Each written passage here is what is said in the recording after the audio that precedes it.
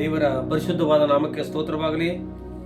ಎಲ್ಲ ಭಕ್ತರಿಗೆ ಕ್ರಿಸ್ತ ಯೇಸುವಿನ ಹೆಸರಿನಲ್ಲಿ ನಾನು ವಂದಿಸ್ತೇನೆ.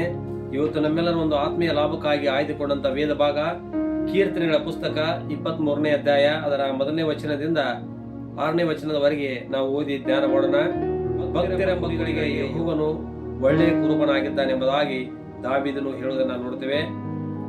1ನೇ ವಚನದಲ್ಲಿ ಹೀಗೆ ಬರೆಯಲ್ಪಟ್ಟಿದೆ, ಯೆಹೋವನು ನನಗೆ ಕುರುಬನು, ಕೊರತೆ ಪಡೆನು. ಆತನು ಹಸುರು ಗಾವಲುಗಳಲ್ಲಿ ನನ್ನನ್ನು ತಂಗಿಸುತ್ತಾನೆ, ವಿಶ್ರಾಂತಿಕರವಾದ ನೀರುಗಳ ಬಳಿಗೆ ಬರಮಾಡುತ್ತಾನೆ. ನನ್ನ ಪ್ರಾಣವನ್ನ ಉಜ್ಜೀವಿಸಿ ಮಾಡಿ ತನ್ನ ಹೆಸರಿಗೆ ತಕ್ಕಂತೆ ನೀತಿ ಮಾರ್ಗದಲ್ಲಿ ನನ್ನನ್ನು ನಡೆಸುತ್ತಾನೆ. ನಾನು ಕಾರ್ಗತ್ತಲಿನ ಕಣಿವೆಯಲ್ಲಿ ನಡೆಯುವಾಗಲೂ ನೀನು ಹತ್ತಿರವಿರುವುದರಿಂದ ಕೇಡಿಗೆ ಹೆದರೆನು. ನಿನ್ನ ದೊನ್ನಿಯು ನಿನ್ನ ಕೋಲು ನನಗೆ ಧೈರ್ಯ ಕೊಡುತ್ತದೆ.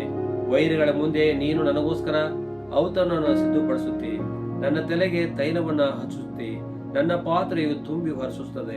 ನಿಶ್ಚಯವಾಗಿ ನನ್ನ ಜೀವಮಾನವೆಲ್ಲ ಶುಭವೂ ಕೃಪೆಯು ನನ್ನನ್ನು ಹಿಂಬಾಲಿಸುವು.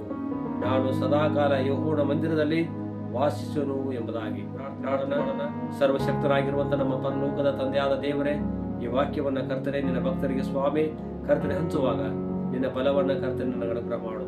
ಕರ್ತನೆ ಕೇಳಿಸಿಕೊಡುವಂತ ಎಲ್ಲ ನಿನ್ನ ಭಕ್ತರು ಸ್ವಾಮಿ ಇದರಿಂದ ಹೊಸ ಚೈತನ್ಯ, ಹೊಸ ಬಲವನ್ನು ಹೊಂದಿಕೊಂಡವರಾಗಿ ನಿನ್ನ ಮಹಿಮೆಗೋಸ್ಕರವಾಗಿ ಎಲ್ಲರೂ ಜೀವಿಸಲಿಕ್ಕಾಗುವಂತೆ ನೀನೇ ಕೃಪೆ ಮಾಡಬೇಕೆಂದು ಯೇಸುವಿನ ನಾಮದಲ್ಲಿ ನನ್ನನ್ನು ನಿನ್ನ ಕರನ್ನು ಒಪ್ಪಿಸಿಕೊಳ್ಳುತ್ತೇನೆ. ದೇವರ ಪರಿಶುದ್ಧವಾದ ನಾಮಕ್ಕೆ ಸ್ತೋತ್ರವಾಗಲಿ. ಪ್ರಿಯರೇ, ಇವತ್ತು ದೇವರ ವಾಕ್ಯ ನೋಡ್ತೇವೆ, ಯೆಹೋವನು ನನಗೆ ಕುರುಬನು ಎಂಬುದಾಗಿ ನಾವು ನೋಡ್ತೇವೆ. ಈ ಯೆಹೋವನು ಅಂದ್ರೆ ಯಾರು? ನನ್ನನ್ನ ನಿಮ್ಮನ್ನ ಸೃಷ್ಟಿ ಮಾಡಿದಂತ ನಮ್ಮ ಪರಲೋಕದ ತಂದೆಯಾಗಿರುವಂತವನು ಆತನ ಯೆಹೋವನು ಎಂಬುದಾಗಿ ನೋಡ್ತೇವೆ. ಆತನ ಹೆಸರು ಆದಿಯಲ್ಲಿ ನಾವು ನೋಡ್ತೇವೆ, ಆತನಿಗೆ ಯೆಹೋವಾ ಎಂಬುದಾಗಿ ನಾವು ನೋಡ್ತೇವೆ. ಆಮೇಲೆ ಮಗನು ಸಾರೂಪ್ಯವನ್ನು ಧರಿಸಿಕೊಂಡು ಬಂದಾಗ ಆತನಿಗೆ ಕ್ರಿಸ್ತನು ಎಂಬುದಾಗಿ ನೋಡ್ತೇವೆ. ಇವತ್ತು ದೇವರು ಆಳ್ವಿಕೆ ಯಾವುದಂದ್ರೆ ಪರಿಶುದ್ಧಾತ್ಮನು ಎಂಬುದಾಗಿ ನೋಡ್ತೇವೆ. ಇವತ್ತು ದೇವರ ವಾಕ್ಯ ನೋಡುವಾಗ ಆ ತ್ರೇಕ ದೇವರಾಗಿರುವಂತವನೇ ಯೆಹೋವನು ಎಂಬುದಾಗಿ ನಾವು ನೋಡುವಂತವರಾಗಿದ್ದೇವೆ. ತಂದೆ, ಮಗ, ಪವಿತ್ರಾತ್ಮನೆಂಬುದಾಗಿ ನಾವು ನೋಡ್ತೇವೆ. ಆ ಯೆಹೋವನು ನಮಗೆ ಕುರುಬನಾಗಿರಬೇಕೆಂಬುದಾಗಿ. ಇವತ್ತು ನನಗೂ ನಿನಗೂ ಕುರುಬನು ಯಾರೆಂಬುದಾಗಿ ನಾವು ನೋಡಿದ್ರೆ ನಮ್ಮ ತಂದೆಯಾಗಿರುವಂತಹ ದೇವರು. ಎಷ್ಟೋ ಜನರು ಇವತ್ತಿನವರೆಗೂ ಸಹ ಅನೇಕರು ಯೇಸು ಸ್ವಾಮಿಯನ್ನ ತಂದೆಯಾಗಿ, ಕುರುಬನನ್ನಾಗಿ, ನಾಯಕನಾಗಿ ಇನ್ನುವರೆಗೆ ಮಾಡಿಕೊಳ್ಳದೆ ಇರುವುದನ್ನು ನೋಡ್ತೇವೆ. ಎಷ್ಟೋ ವರ್ಷಗಳ ಕಾಲ ಇವತ್ತು ಗತಿಸಿ ಹೋಯಿತು. ಯೇಸು ಸ್ವಾಮಿ ಬಂದು 2000 ವರ್ಷಗಳಾದರೂ ಇನ್ನೂ ಯೇಸು ಸ್ವಾಮಿಯ ಬಗ್ಗೆ ನಿಜವಾಗಲೂ ತಂದೆಯನ್ನು ಮಾಡಿಕೊಳ್ಳದೆ ಇರುವುದನ್ನ ನಾವು ಕಾಣುವಂತವರಾಗಿದ್ದೇವೆ. ಅದಕ್ಕೋಸ್ಕರವಾಗಿ ದೇವರ ವಾಕ್ಯ ನೋಡ್ತೇವೆ, ಯೆಹೋವನು ನನಗೆ ಕುರುಬನ್ ಅನ್ನುವಾಗ ಈ ಲೋಕದಲ್ಲ ನೋಡ್ತೇವೆ, ಅನೇಕ ಕಡೆಗಳಲ್ಲಿ ನೀವು ನೋಡಿರ್ಬೋದು. ಕುರುಬನ್ ಅನ್ನುವಾಗ ಆ ಕುರುಬನು ತನ್ನ ಕುರಿಗಳಿಗೋಸ್ಕರವಾಗಿ ಆತನು ಎಲ್ಲಾ ಕಡೆಗಳಲ್ಲಿ ಹೋಗಿ ತನ್ನ ಕುರಿಗಳು ಒಳ್ಳೆ ಆಹಾರವನ್ನ ಊಟ ಮಾಡಬೇಕು, ತಿನ್ಬೇಕು ಅನ್ನುವಂತ ಒಂದು ಏಕೈಕ ಭಾವದಿಂದ ಆತನು ಎಲ್ಲಾ ಕಡೆಗಳಲ್ಲಿ ಸುತ್ತಿಕೊಂಡು ತನಗೆ ಬೇಸರಿಕೆ ಆದರೂ ಚಿಂತೆಯಲ್ಲ, ತನ್ನ ಕುರಿಗಳು ಒಳ್ಳೆಯ ರೀತಿಯ ಆಹಾರವನ್ನ ಸೇವಿಸಬೇಕು ಅನ್ನುವಂಥದ್ದನ್ನ ಆತನು ಬಯಸುವಂತವನಾಗಿದ್ದಾರೆ. ಅದಕ್ಕಾಗಿ ನನ್ನ ಪ್ರಿಯರೇ, ಇವತ್ತು ದೇವರು ನಮಗೆ ಕುರುಬನಾಗಿದ್ದಾರೆ. ಆತನು ನಮಗೆ ಬೇಕಾದ ಎಲ್ಲವನ್ನ ಆತನು ಕೊಡಬಲ್ಲಂತ ದೇವರು, ಸರ್ವಶಕ್ತನಾಗಿರುವಂತ ದೇವರು ಆತನಾಗಿದ್ದಾರೆ. ಅದಕ್ಕೋಸ್ಕರವಾಗಿ ದೇವರ ವಾಕ್ಯ ನೋಡ್ತೇವೆ, ಆತನು ಕೊರತೆಯನ್ನ ನೀಗಿಸುವಂತ ದೇವರಾಗಿದ್ದಾನೆ ಎಂಬುದನ್ನು ನೋಡ್ತೇವೆ. ಇವತ್ತಿನ ದಿನ ನಿಮಗಿರುವಂತ ಅನೇಕ ಕೊರತೆಗಳಿದೆ, ನನಗೂ ಅನೇಕ ಕೊರತೆಗಳು, ಇಲ್ಲಿ ಕುಂತ ಪ್ರತಿಯೊಬ್ಬರಿಗೂ ಸಹ ನಿಮಗೆ ಒಂದಿಲ್ಲ ಒಂದು ಕೊರತೆಗಳು ಇರುವುದನ್ನು ನಾವು ಕಾಣುವಂತವಾಗಿದ್ದೇವೆ. ಅದಕ್ಕೋಸ್ಕರವಾಗಿ ನಿಮ್ಮ ಕೊರತೆಗೋಸ್ಕರವಾಗಿ ನೀವು ಎಲ್ಲಿ ಹೋಗ್ಬೇಕಾಗಿಲ್ಲ, ಕರ್ತನ ಸನ್ನಿಧಾನಕ್ಕೆ ಬಂದದ್ದಾದರೆ ಕರ್ತನು ನಿಮಗೋಸ್ಕರವಾಗಿ ನಿಮ್ಮ ಪ್ರತಿಯೊಂದೊಂದು ಕೊರತೆಗಳನ್ನ ಆತ ನೀಗಿಸಲಿಕ್ಕೆ ಶಕ್ತನಾಗಿದ್ದಾರೆ. ಯಾಕಂದ್ರೆ ದೇವರ ವಾಕ್ಯದಲ್ಲಿ ನೋಡ್ತೇವೆ, ನಿನಗೆ ಮನೆ ಬೇಕು, ದೇವರು ನಿನಗೆ ಮನೆಯನ್ನು ಕೊಡುವಂತವನಾಗಿದ್ದಾನೆ. ನಿನಗೆ ಹೊಲ ಬೇಕು, ಹೊಲವನ್ನು ಕೊಡುವಂತವನಾಗಿದ್ದಾನೆ. ನಿನ್ನ ಆತ್ಮಿಕ ಬದುಕು ಒಳ್ಳೆ ರೀತಿಯಿಂದ ಬೆಳವಣಿಗೆ ಆಗ್ಬೇಕಾಗಿದ್ರೆ ದೇವರ ಎಲ್ಲವನ್ನು ಕೊಡ್ತಾರೆ. ಅದಕ್ಕೋಸ್ಕರವಾಗಿ ನಮ್ಮ ದೇವರು ಎಂದಿಗೂ ಮೊಟ್ಟಗೈಯವನಲ್ಲ. ಆತನು ಪ್ರತಿಯೊಬ್ಬೊಬ್ಬರ ಕೊರತೆಗಳನ್ನು ನೀಗಿಸುವಂತ ಆತನು ಧಾರಾಳವಾದ ಕೈಗಳಿಂದ ತುಂಬಲ್ಪಟ್ಟಂತ ದೇವರಾಗಿದ್ದಾರೆ. ಅದಕ್ಕಾಗಿ ದೇವರ ವಾಕ್ಯ ನೋಡ್ತೇವೆ, ಕೊರತೆಗಳು ಇವತ್ತು ನೀಗಿಸಿಕೊಳ್ಳೋದಕ್ಕೋಸ್ಕರವಾಗಿ ಮನುಷ್ಯರು ಎಲ್ಲಾ ಕಡೆಗಳಲ್ಲಿ ಹರಿದು ಆ ಕಡೆಗೆ ಈ ಕಡೆಗೆ ಹೋಗುವುದನ್ನು ನಾವು ಕಾಣುವಂತವರಾಗಿದ್ದೇವೆ. ಅದಕ್ಕೋಸ್ಕರವಾಗಿ ಪ್ರಿಯರೇ, ನೀವೆಲ್ಲಿ ಹೋಗ್ಬೇಕಾಗಿಲ್ಲ, ಕರ್ತನ ಸನ್ನಿಧಾನಕ್ಕೆ ಬಂದು ನೀವು 10 ವರ್ಷ ಕಲ್ತಕ್ಕಂಥ ಜ್ಞಾನವನ್ನ, ನೀವು 10 ವರ್ಷ ಪ್ರಯಾಸ ಪಟ್ಟು ನೀವೇನೆಲ್ಲ ಸಂಪಾದನೆ ಮಾಡಿಕೊಳ್ಬೇಕಾಗಿದ್ದನ್ನ ದೇವರು ನಂಬಿ ಸುವಾಸನೆ ಬದುಕಿ ನೀವು ಕೇಳಿಕೊಳ್ಳೋದಾಗಿದ್ರೆ ಅದೇ ಕ್ಷಣಕ್ಕೆ 10 ನಿಮಿಷದಲ್ಲಿ ದೇವರು ನಿಮಗೆ ಅದೇ ಕ್ಷಣದಲ್ಲಿ ದೇವರು ಕೊಡ್ಲಿಕ್ಕೆ ಆದರೂ ಶಕ್ತನಾದಂತ ದೇವರಾಗಿದ್ದಾರೆ. ಅದಕ್ಕಾಗಿ ದೇವರೇ, ಇವತ್ತು ದೇವಜನರೇ, ಇವತ್ತು ನಾನು ಹೇಳ್ಬೇಕಾಗಿರುವಂತದ್ದು ಏನಂದ್ರೆ, ಆತನು ಹಸುರು ಗಾವಲುಗಳಲ್ಲಿ ನಮ್ಮನ್ನ ತಂಗಿಸುವಂತ ದೇವರು. ನಮಗೆ ಆತನು ಬರಡು ಭೂಮಿಗಳಲ್ಲಿ ಇಡುವಂತ ದೇವರಲ್ಲ, ನಮಗೆ ಅನುಕೂಲಕರವಾದಂತ ಸ್ಥಳಗಳಲ್ಲಿ ಅನುಕೂಲಕರವಾದಂತ ಒಂದು ಸ್ಥಿತಿಗತಿಗಳಲ್ಲಿ ದೇವರು ನಮ್ಮನ್ನ ನಡೆಸುವಂತ ದೇವರಾತನಾಗಿದ್ದಾರೆ. ಅದಕ್ಕಾಗಿ ಇವತ್ತಿನ ದಿನ ಗುರುಗಳು ತನ್ನ ಕುರುಗಳಿಗೋಸ್ಕರವಾಗಿ ಎಷ್ಟೆಲ್ಲ ಪ್ರಯಾಸ ಪಡ್ತಾರೋ, ಹಾಗೆ ನಮ್ಮ ತಂದೆ ಆದಂತ ದೇವರು ನನಗೋಸ್ಕರವಾಗಿ, ನಿಮಗೋಸ್ಕರವಾಗಿ ತನ್ನ ಪರಲೋಕದ ಸ್ಥಾನವನ್ನ ಅದನ್ನು ಬದಿಗೊತ್ತಿ ನಮ್ಮೆಲ್ಲರ ಕೊರತೆಗಳು ನೀಗಿಸೋಸ್ಕರವಾಗಿ ಇವತ್ತು ಲೋಕಕ್ಕೆ ಆತನು ಬಂದಂತ ದೇವರಾಗಿದ್ದಾರೆ. ನನ್ನ ಪ್ರಿಯರೇ, ಇವತ್ತು ದೇವರ ವಾಕ್ಯ ನೋಡ್ತೇವೆ, ವಿಶ್ರಾಂತಿಕರವಾದ ನೀರು ಎಂಬುದಾಗಿ ನೋಡ್ತೇವೆ. ವಿಶ್ರಾಂತಿ ಅಂದ್ರೆ ಯಾವುದು? ನಿಜವಾದ ವಿಶ್ರಾಂತಿ ಎಲ್ಲಿ ಸಿಗ್ಲಿಕ್ಕೆ ಸಾಧ್ಯ ಎಂಬುದಾಗಿ ನೋಡಿದ್ರೆ, ಲೋಕದಲ್ಲಿ ಎಲ್ಲೇ ಕೂತ್ಕೊಂಡು ಸಹಿತ ವಿಶ್ರಾಂತಿ ಸಿಗ್ಲಿಕ್ಕೆ ಸಾಧ್ಯ ಇಲ್ಲ. ಆದ್ರೆ ಕರ್ತನ ಸನ್ನಿಧಾನ ಬಂದು ನೀವು ಕೂತುಕೊಂಡು ನೀವು ಪ್ರಾರ್ಥನೆ ಮಾಡಿದಾಗರೆ ನಿಜವಾದ ವಿಶ್ರಾಂತಿಯನ್ನು ಇವತ್ತು ನೀವು ಹೊಂದಲಿಕ್ಕೆ ಸಾಧ್ಯ. ಒಂದು ದಿವಸ 1996 ಇಸ್ವಿಯಿಂದ ಇಲ್ಲಿವರೆಗೆ ದೇವರಿಂದಲೇ ನಾನು ವಿಶ್ರಾಂತಿಯನ್ನ, ಸಂತೋಷವನ್ನ, ಆನಂದವನ್ನ, ನನ್ನ ಪ್ರತಿಯೊಂದು ಆಶೋತ್ತರಗಳನ್ನ, ನನ್ನ ಪ್ರತಿಯೊಂದು ಕೊರತೆಗಳನ್ನ ಇವತ್ತು ದೇವರಿಂದ ನಾನು ನೀಗಿಸಿಕೊಂಡವನಾಗಿದ್ದೇನೆ. ಅದಕ್ಕೋಸ್ಕರವಾಗಿ ಇದನ್ನು ಕೇಳಿಸಿಕೊಳ್ಳುವಂತ ನಿಮ್ಮೆಲ್ಲರಿಗೆ ನಾನು ವಿನಂತಿಸಿಕೊಳ್ಳೋದಂದ್ರೆ, ನೀವು ದೇವರ ಬಳಿಗೆ ಬರುವುದಾಗಿದ್ರೆ ದೇವರ ವಾಕ್ಯದವನ್ನು ಹೇಳ್ತದೆ, ನನ್ನ ಪ್ರಾಣವನ್ನ ಆತನು ಉಜ್ಜೀವನ ಮಾಡ್ತಾನೆ ಎಂಬುದಾಗಿ.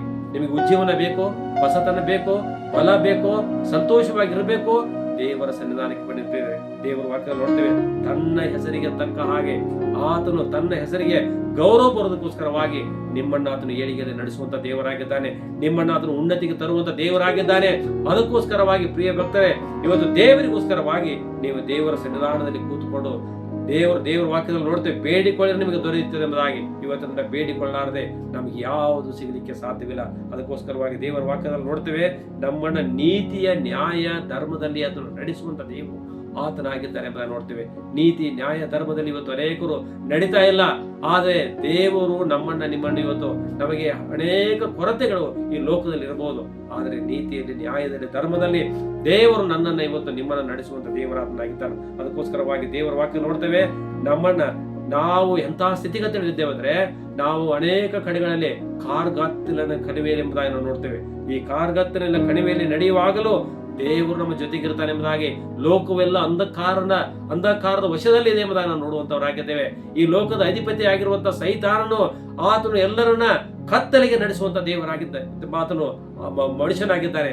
ಆದ್ರೆ ಇವತ್ತು ದೇವರಾದರೂ ಆತನು ಲೋಕಕ್ಕೆ ಬೆಳಕಾಗಿರುವಂತ ದೇವರಾಗಿರುವಾಗ ನಿಮ್ಮನ್ನು ಇವತ್ತು ಬೆಳಕಿನ ಮಾರ್ಗದಲ್ಲಿ ನಡೆಸುವಂತ ದೇವರಾತನಾಗಿದ್ದಾರೆ. ಅದಕ್ಕೋಸ್ಕರವಾಗಿ ಇವತ್ತಿನ ದಿನ ನಿಮಗೆ ಬೆಳಕು ಬೇಕೋ, ನೀವು ಎಲ್ಲಿ ಹುಡುಕಬೇಕಾಗಿಲ್ಲ, ಕರ್ತನ ಸನ್ನಿಧಾನಕ್ಕೆ ಬನ್ರಿ. ನಿಮ್ಮ ಜೀವನ ಬೆಳಕಾಗುವಂತದ್ದಾಗಿದೆ, ನಿಮ್ಮ ಕುಟುಂಬ ಬೆಳಕಾಗುವಂತದ್ದಾಗಿದೆ. ನೀವು ಮಾಡುವ ಕಾರ್ಯ ಕೆಲಸಗಳಲ್ಲಿ ಉತ್ತಮವಾದ ಬೆಳಕನ್ನ, ಪ್ರಗತಿಯನ್ನು ನೀವು ಕಾಣುವಲಿಕ್ಕೆ ಸಾಧ್ಯವೆಂಬುದಾಗಿ ನಾವು ಸತ್ಯವನ್ನು ನೋಡ್ತೇವೆ. ಅದಕ್ಕಾಗಿ ನೀನು ಹತ್ತಿರವುದರಿಂದ ದೇವರು ನಮ್ಮ ಸಮೀಪಕ್ಕೆ ಬರೋದಾಗಿದ್ರೆ, ದೇವರ ಸಮೀಪಕ್ಕೆ ನಾವು ಬರೋದಾಗಿದ್ರೆ ದೇವರು ನಮ್ಮ ಸಮೀಪಕ್ಕೆ ಬರ್ತಾನೆ. ಆತ ನಮಗೆ ಹತ್ತಿರವಿರುವುದರಿಂದ ನಾವು ಯಾವ ಕೇಡುಗಳು ನಿಮಗೂ ಆಗ್ಲಿಕ್ಕೆ ಸಾಧ್ಯವಿಲ್ಲ.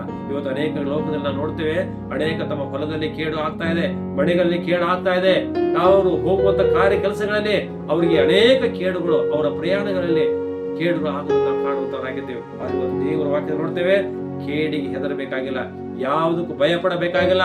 ಲೋಕದಲ್ಲಿರುವಕ್ಕಿಂತಲೂ ನಮ್ಮಲ್ಲಿರುವಾತನು ಹೆಚ್ಚಿನವನಾಗಿದ್ದಾನೆ ಎಂಬುದಾಗಿ ಸತ್ಯವೇದಲ್ಲಿ ನಾವು ನೋಡುವಂತವರಾಗಿದ್ದೇವೆ. ಅದಕ್ಕೋಸ್ಕರವಾಗಿ ದೇವರ ವಾಕ್ಯ ಹೇಳ್ತದೆ, ನಿನ್ನ ದೊನ್ನಿಯು, ನಿನ್ನ ಕೋಲು ನನಗೆ ಧೈರ್ಯ ಕೊಡುತ್ತದೆ ಎಂಬುದಾಗಿ. ಆ ದೊಣ್ಣಿ, ಕೋಲು ಏನೆಂಬುದಾಗಿ ನೋಡಿದಾಗಿದ್ರೆ ಇದೇ ಸತ್ಯವೇದ, ಈ ದೇವರ ವಾಕ್ಯ. ಈ ವಾಕ್ಯವನ್ನು ನೀವು ಹಿಡಿದುಕೊಂಡು ನೀವು ಎಲ್ಲೇ ಹೋಗಿರಿ, ದೇವರು ನಿಮ್ಮನ್ನು ಆಶೀರ್ವಾದ ಮಾಡ್ತಾನೆ, ನಿಮಗೆ ಧೈರ್ಯ ಕೊಡ್ತಾನೆ, ನಿಮಗೆ ಬಲ ಕೊಡ್ತಾನೆ. ಯಾವುದಕ್ಕೂ ಅಂಜಬೇಕಾಗಿಲ್ಲ, ಅಳಗಬೇಕಾಗಿಲ್ಲ. ಅದಕ್ಕಾಗಿ ದೇವರ ವಾಕ್ಯ ನೋಡ್ತೇವೆ, ವೈರಿಗಳ ಮುಂದೆ ನಿಮಗೆ ಔತಣವನ್ನ ಕೊಡ್ತೇನೆ ಎಂಬುದಾಗಿ. ಇವತ್ತು ಲೋಕವೆಲ್ಲ ಅನೇಕ ಕುಟುಂಬಗಳಲ್ಲಿ ವೈರತ್ವ, ಅಣ್ಣ ತಮ್ಮಂದಿರಲ್ಲಿ ವೈರತ್ವ, ಆಮೇಲೆ ಅನೇಕ ಸಮಾಜಗಳ ನಡುವೆದಲ್ಲಿ ವೈರತ್ವಗಳು ತುಂಬಲ್ಪಟ್ಟಿದೆ. ಅದಕ್ಕೋಸ್ಕರವಾಗಿ ಈ ಎಲ್ಲಾ ವೈರತ್ವಗಳನ್ನು ಬಿಡಿಸಿ ದೇವರು ಅವರ ಮುಂದೆ ನಮಗೆ ಇವತ್ತು ಔತಣವನ್ನು, ಒಳ್ಳೆ ಶ್ರೇಷ್ಠವಾದ ಆಹಾರವನ್ನು ಕೊಟ್ಟು ನಿಮ್ಮನ್ನು ತೃಪ್ತಿಪಡಿಸುವಂತ ದೇವರಾತನಾಗಿದ್ದಾರೆ. ಅದಕ್ಕೋಸ್ಕರವಾಗಿ ಇವತ್ತು ಔತಣ ಊಟ ಬೇಕಾ? ದೇವರ ಸನ್ನಿಧಾನಕ್ಕೆ ಬನ್ನಿ, ದೇವರು ನಿಮ್ಮನ್ನು ಆಶೀರ್ವಾದ ಮಾಡ್ತಾರೆ. ಅದಕ್ಕಾಗಿ ನಿಮ್ಮ ತಲೆಗೆ ಆತನು ತೈಲವನ್ನು ಹಚ್ಚುವಂತ ದೇವರಾಗಿದ್ದಾನೆ. ನಿಮ್ಮ ತಲೆಗೆ ಆತನು ನಿಮ್ಮನ್ನ ಸಮಾಧಾನ ಪಡಿಸುವಂತ ದೇವರಾತನಾಗಿದ್ದಾನೆ. ಇವತ್ತು ತೈಲ ಅನ್ನುವಾಗ ದೇವರ ವಾಕ್ಯ ನೋಡ್ತೇವೆ, ಎಲ್ಲಾ ಕಡೆಗಳಲ್ಲಿ ನಾವು ನೋಡಿದಾಗಿದ್ರೆ ಅನೇಕರ ತಲೆಗಳಲ್ಲಿ ಬಿಸಿ ತುಂಬಿಕೊಂಡಿದೆ. ಅದಕ್ಕೋಸ್ಕರವಾಗಿ ಅವರು ಎಲ್ಲಾ ರೀತಿಯಿಂದ ಅವರು ಕಾಂತಿ ಬಲದಿಂದ ತುಂಬಲಿಕ್ಕೆ ಅವರು ಅವರು ಬಲಹೀನರಾಗಿದ್ದಾರೆ ಅಂತ ನೋಡುವಂತವರಾಗಿದ್ದಾರೆ. ದೇವರ ವಾಕ್ಯ ನೋಡ್ತೇವೆ, ದೇವರು ನಮಗೆ ನಿಮಗೆ ತಲುಗೊಳಿಸುವಂತ ದೇವರಾಗಿದ್ದಾರೆ. ನಮ್ಮ ತಲೆಗೆ ತೈಲವನ್ನು ಹಚ್ಚಿ ಅದು ನಮ್ಮನ್ನು ಸಮಾಧಾನ ಪಡಿಸುವಂತ ದೇವರಾಗಿದ್ದಾರೆ ಅಂತ ನೋಡ್ತೇವೆ. ಅದಕ್ಕಾಗಿ ನನ್ನ ಪಾತ್ರೆಯನ್ನ ಆತನು ತುಂಬಿಸುವಂತ ದೇವರಾಗಿದ್ದಾರೆ. ನಿನ್ನ ಕುಟುಂಬಗಳಲ್ಲಿ ಕೊರತೆ ಇದ್ದಾದ್ರೆ ಅದನ್ನ ತುಂಬಿ ಆ ಕೊರತೆಗಳನ್ನು ತುಂಬಿಸುವಂತ ದೇವರು, ಅದನ್ನು ನೀಗಿಸುವಂತ ದೇವರಾತನಾಗಿದ್ದಾರೆ. ಅದಕ್ಕೋಸ್ಕರವಾಗಿ ಪಾತ್ರೆ ತುಂಬಬೇಕಾ, ದೇವರ ಸನ್ನಿಧಾನಕ್ಕೆ ಬನ್ನಿರಿ. ನಿಶ್ಚಯವಾಗಿ, ಸುಳ್ಳಲ್ಲ, ನಿಶ್ಚಯವಾಗಿ, ಖಂಡಿತವಾಗಿ ದೇವರು ಹೇಳ್ತಾರೆ, ನಿಶ್ಚಯವಾಗಿ ನಿಮ್ಮ ಜೀವಮಾನವೆಲ್ಲ ನಿಮಗೆ ದೇವರು ಶುಭವನ್ನೇ ಮಾಡ್ತಾರೆ ಅಂತ ನೋಡ್ತೇವೆ. ಅದಕ್ಕಾಗಿ ಶುಭಕ್ಕೋಸ್ಕರವಾಗಿ ನಿಮಗೆ ಬೇಕಾಗಿದ್ರೆ ದೇವರ ಸನ್ನಿಧಾನಕ್ಕೆ ಬನ್ನಿರಿ, ನಿಮಗೆ ಶುಭವಾಗ್ತದೆ. ಆತನ ಕೃಪೆ ನಿಮ್ಮನ್ನ ಹಿಂಬಾಲಿಸುವಂತದ್ದಾಗಿದೆ. ಮತ್ತು ನಾನು ಸದಾಕಾಲವು ಯೆಹೋವನ ಮಂದಿರದಲ್ಲಿ ವಾಸಿಸುವನೆಂಬುದಾಗಿ ಭಕ್ತರಾಗಿರುವಂತ ದಾವೀದನು ಹೇಳಿದ ಹಾಗೆ ದೇವರು ನಿಮ್ಮೆಲ್ಲರ ಕೊರತೆಗಳು ನೀಗಿಸಿ ಆತನು ತನ್ನ ಹಟ್ಟಿಗೆ ನಮ್ಮನ್ನ ಆತನು ಇಟ್ಟುಕೊಳ್ಳುವಂತ ದೇವರಾಗಿದ್ದಾರೆ. ಹಾಗೆ ಮಾಡುವಂತೆ ದೇವರು ನಿಮ್ಮೆಲ್ಲರನ್ನ ಆಶೀರ್ವಾದ ಮಾಡಿ ನಡೆಸಲಿಕ್ಕೆ ಹೇಳಿ ಈ ಸಮಯವನ್ನು ಇಲ್ಲಿಗೆ ಮುಕ್ತಾಯಗೊಳಿಸ್ತಾನೆ. ಸರ್ವಶಕ್ತರಾಗಿರುವಂತ ನಮ್ಮ ಪರಲೋಕದ ತಂದೆಯಾದ ದೇವರೇ, ಈ ವಾಕ್ಯ ಭಾಗವನ್ನು ಕೇಳಿಸಿಕೊಂಡಂತ ಸ್ವಾಮಿ ಎಲ್ಲರ ಮೇಲೆ ಆಶೀರ್ವಾದ ಇರಲಿ ಸ್ವಾಮಿ. ಅವರ ಕುಟುಂಬಗಳಿರುವಂತಹ ಪ್ರತಿಯೊಂದೊಂದು ಕೊರತೆಗಳು ನೀಗಿಸು. ಅವರಿಗಿರುವಂತ ಎಲ್ಲಾ ಸ್ವಾಮಿ ಕರ್ತರೆ ಅಧೈರ್ಯವನ್ನ ಸ್ವಾಮಿ ತೆಗೆದು ಹಾಕಿ ಧೈರ್ಯದ ಆತ್ಮವನ್ನು ಎಲ್ಲರಿಗೂ ಕೊಡಬೇಕೆಂಬುದಾಗಿ ನಾವು ಪ್ರಾರ್ಥಿಸುವಂತವರಾಗಿದ್ದೇವೆ.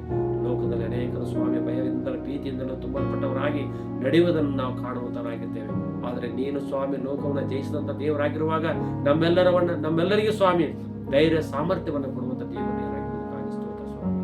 ಈ ವಾಕ್ಯವನ್ನು ಕೇಳಿಸಿಕೊಂಡಂತ ಪ್ರತಿಯೊಬ್ಬರನ್ನು ಬಲಪಡಿಸಿ ಸ್ವಾಮಿ. ಅವರ ಕುಟುಂಬದಲ್ಲಿರುವಂತ ಎಲ್ಲಾ ಕಣ್ಣೀರುಗಳನ್ನ, ಅವರ ಕುಟುಂಬದಲ್ಲಿರುವಂತ ಎಲ್ಲಾ ಚಿಂತನೆಗಳನ್ನ, ಅವರಿಗಿರುವಂತ ಎಲ್ಲಾ ವೈರತ್ವಗಳನ್ನ ಸ್ವಾಮಿ ನೀವೇ ದೂರ ಮಾಡಬೇಕೆಂದು ನಾವು ಪ್ರಾರ್ಥಿಸ್ತೇವೆ. ಈ ಸಮಯದಲ್ಲಿ ಕರ್ತನೆ ಎಲ್ಲ ಭಕ್ತರನ್ನ ಆಶೀರ್ವಾದ ಮಾಡಿದ್ದಕ್ಕಾಗಿ ಸ್ತೋತ್ರ ಸ್ವಾಮಿ. ಮುಂದಿನ ದಿವಸಗಳು ಕರ್ತನೆ ಈ ವಾಕ್ಯವನ್ನು ಕೇಳಿಸಿಕೊಂಡು ನನ್ನ ಕುಟುಂಬದಲ್ಲಿ ಅನೇಕ ದೇವರು ಆಶೀರ್ವಾದ ಮಾಡ್ತಾನೆ, ನಮ್ಮನ್ನು ಸಂತೋಷಕ್ಕೆ ನಡೆಸಿದ್ದಾನೆ, ನಮಗೆ ದೇವರು ಮಾತನಾಡಿದ್ದಾನೆ ಎಂಬುದಾಗಿ ಸ್ವಾಮಿ ಅನೇಕರ ಮಟ್ಟಿಗೆ ಸಾಕ್ಷಿಯನ್ನು ಹಂಚಿಕೊಳ್ಳಿಕ್ಕಾಗುತ್ತೆ. ನೀನೇ ಕೃಪೆ ಮಾಡಿ ನಡೆಸಬೇಕೆಂದು ನಮ್ಮ ರಕ್ಷಕನಾದ ಯೇಸುವಿನ ಪರಿಶುದ್ಧವಾದ